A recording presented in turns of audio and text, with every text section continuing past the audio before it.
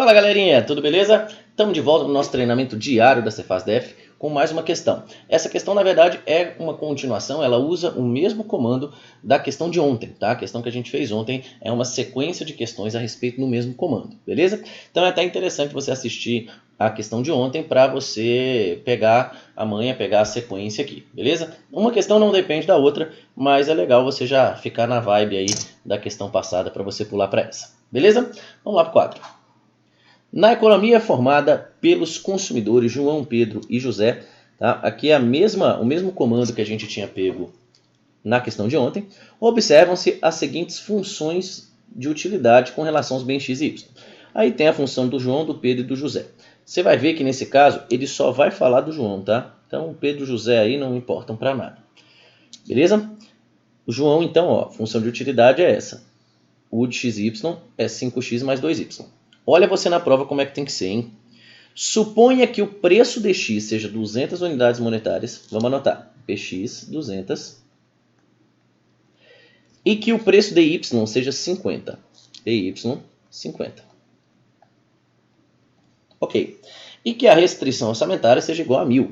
Então a renda é de 1.000. Ótimo. Nesse caso, João irá demandar 20 unidades do bem y e nenhuma unidade do bem x. Vamos ver, gente. Ele está falando que eu vou demandar tudo de um bem só e nenhuma unidade do bem x.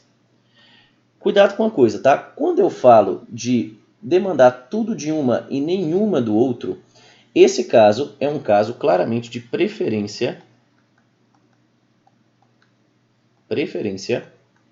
pelos extremos, tá? Ou seja, eu prefiro consumir uma quantidade extrema, uma quantidade máxima de um bem só, tá? O máximo que eu puder de um dos bens apenas. Existem alguns casos de preferência pelos extremos. E aí vamos identificar se esse é um dos casos. Tudo bem? Tranquilo? Volta. Nesse caso, o que a gente vai ver? Primeira coisa, o formato da curva de indiferença. Beleza? O jeito da equação vai dizer como que é a curva de indiferença. Veja que nesse caso eu estou com uma função do primeiro grau, né? Por que primeiro grau, Fábio?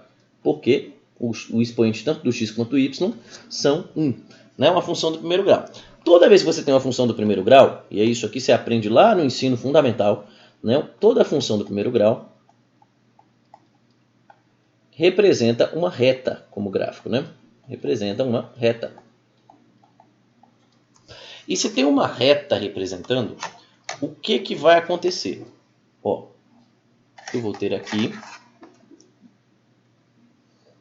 dois eixos, correto? Dois eixos. Um eixo com um dos bens, que ele fala bem y, e aqui o outro bem é o bem x. Certo? E aí ela vai ter um formato dependendo da quantidade que você consegue comprar dos dois bens. Vai ser mais ou menos assim, uma reta. Ó. Pam. Certo?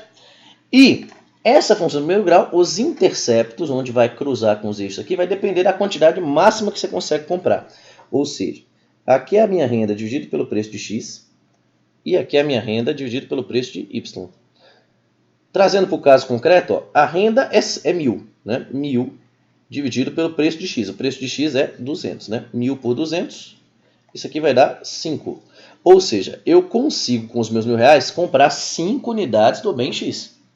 Na verdade, dado que x custa 200.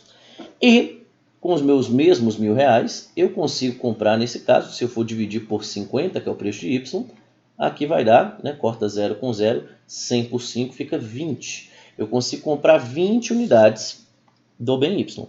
Certo? Deixa eu até apagar aqui para colocar as 20 unidades do bem y. 20 aqui. Beleza, desenhei a minha restrição orçamentária. Eu tenho a possibilidade de comprar 5 unidades de x, tenho a possibilidade de comprar 20 de y, ou quantidades intermediárias entre uma e a outra, ok? Um detalhe é que realmente a situação em tela, a situação mostrada, por ela ser um gráfico de reta, a gente vai representar, na verdade, uma situação de bens substitutos perfeitos. Tá? Ou seja, função de utilidade do primeiro grau significa, associa a partir de agora, tá? Se você não tiver visto isso ainda. Função do primeiro grau associa a uma curva de indiferença com formato de reta, e além disso, a curva de indiferença com formato de reta ela é associada a bens substitutos perfeitos. Fechado? Volta para cá. Ó. Então, eu já sei o seguinte. Eu sei aqui que se é uma reta, são bens substitutos perfeitos. E o caso de bens substitutos perfeitos, gente, é exatamente o que a questão está falando. É um caso de preferência pelos extremos. Sabe o que vai rolar? Se você desenhar agora a curva de indiferença mais alta que eu consigo alcançar, por exemplo, vai ser uma curva de indiferença mais ou menos assim. Ó.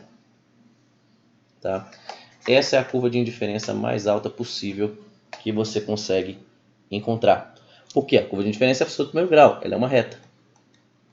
Essa é a reta mais alta. O mapa de indiferença é como se fosse algo assim. Ó. Eu vou tentar alcançar a curva mais alta possível e para a direita que a minha curva de indiferença permita. Dessa forma, como eu tenho linhas retas, função do primeiro grau, tanto para a restrição orçamentária quanto para a curva de indiferença, você vai escolher simplesmente a possibilidade que você consiga comprar mais quantidades dos bens. Ou seja, você vai gastar tudo com aquele bem mais barato. Veja quem está mais barato, é X ou Y? Claramente é o Y que está mais barato. Né?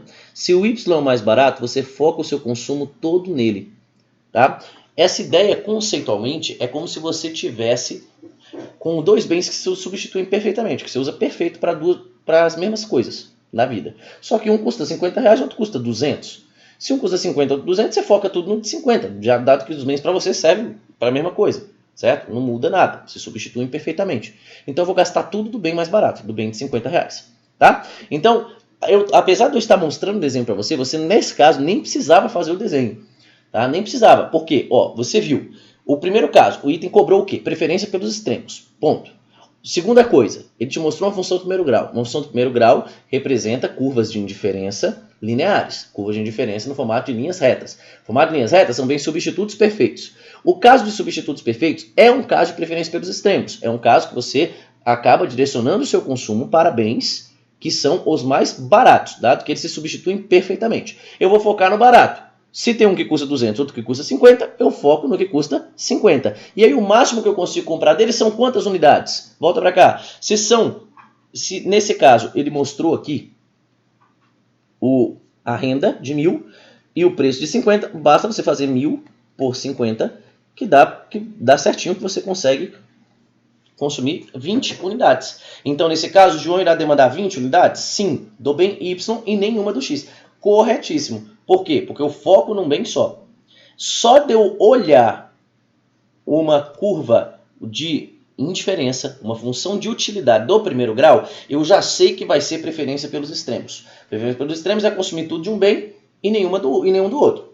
Perfeito. Como é que eu descubro qual que é? Eu descubro vendo o mais barato. PY é 50, então eu vou consumir tudo DY. Tudo DY, basta eu dividir a renda pelo preço e encontrei as 20 unidades. Perfeito, gente? Tranquilo? Então o item está totalmente correto. E aí a gente se vê amanhã, né? Amanhã tem mais. Eu vou tentar fazer todas as questões desse tema aqui na sequência para você. Beleza? Valeu, gente. Grande abraço. Até mais.